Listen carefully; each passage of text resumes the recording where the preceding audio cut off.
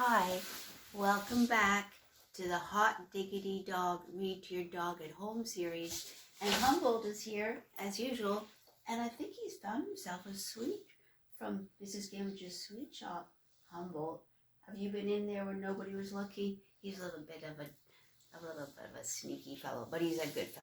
Hi, I'm back with Chapter 5, The Adventures of Humboldt. This chapter is dedicated to all my classmates, Balmore Hall School from Winnipeg.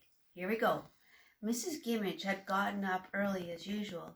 She was sitting in her wicker armchair at the back of the shop, a cup of Darjeeling tea in her hand. She was thinking about Humboldt. She never knew trolls could be so nice. A warm tingle came over her as she remembered her first sight of him, wet and bedraggled, with his blinking ginger eyes. He was so delightful, the way he got things all muddled. Mrs. Gimmage, who loved explaining things, was going to have quite a time with Humboldt, and maybe, if she was lucky, he would stay with her for a long, long time. She poured herself another cup of tea and sank back into the armchair. She was worried that Humboldt might get restless and leave. He was a jumpy sort, and there was his flight from the river bank to consider. It'd be a terrible thing if he left her. She would just have to see to it. They had plenty to do. When Humboldt awoke, he checked the seahorses on the wallpaper in his room and breathed a sigh of relief. They were still stuck fast. He got up, splashed cold water on his face, and trotted downstairs to find Mrs. Gimmage in the kitchen. "Hello, Humboldt. Did you sleep well? You weren't seasick, were you?" "Oh, no, it was lovely. A bed is a remarkable invention." "I say, my very own troll in my house." Mrs. Gimmage went over and planted a big kiss on Humboldt's forehead. He took a step back. "Should watch where you're going. You just bumped into me." "Bumped into you? Lord above, what do you mean?" Humboldt squeezed his lips and stuck them out, making a big slurpy sound in the air.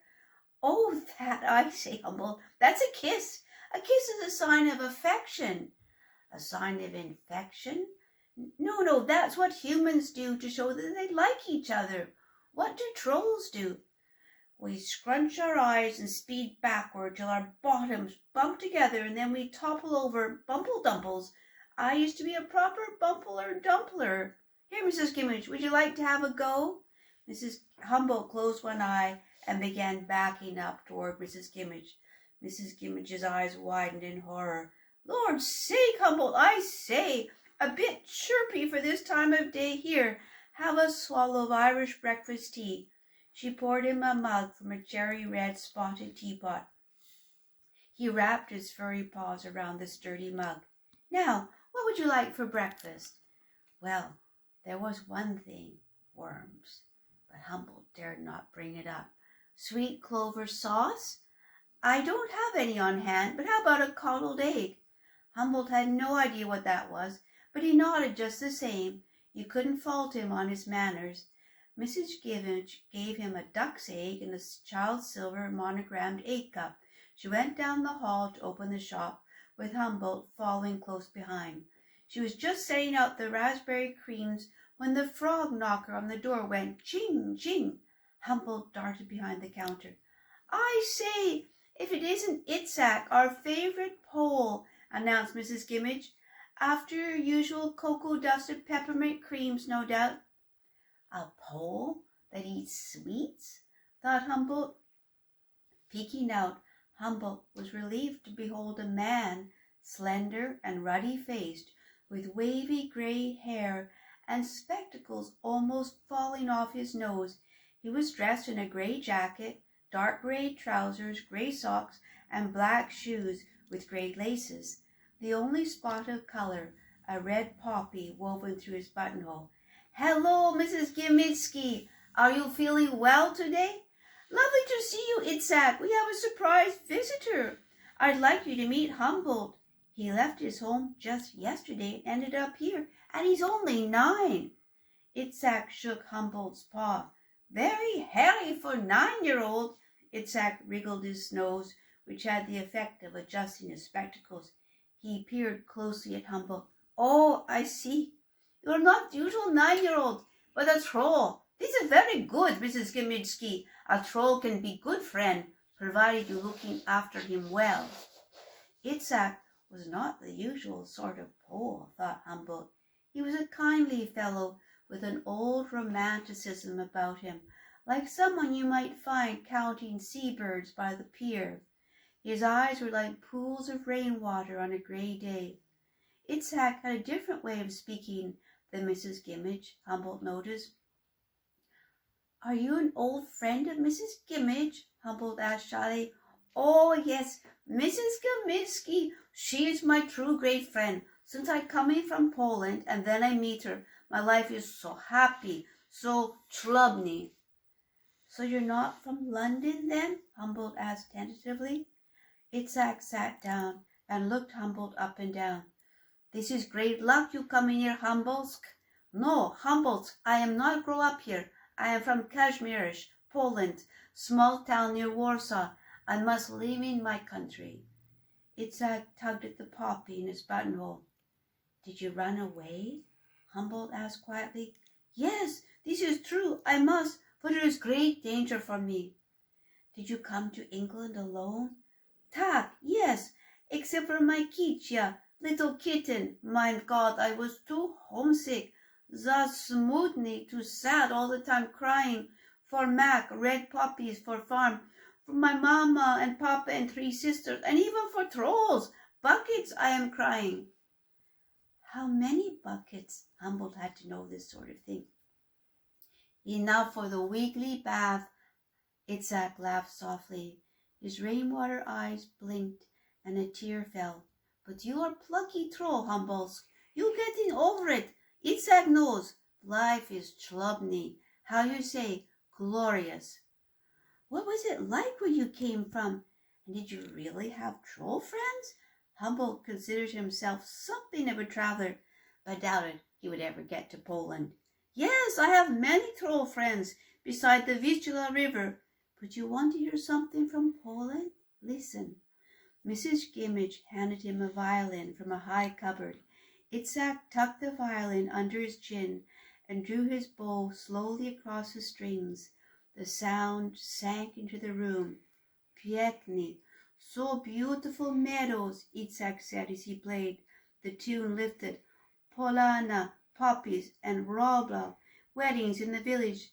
My father Milos, he played the violin, beautiful violin, for folk dances. I can see him with his black hat, standing on the most, this little stone bridge, playing his violin.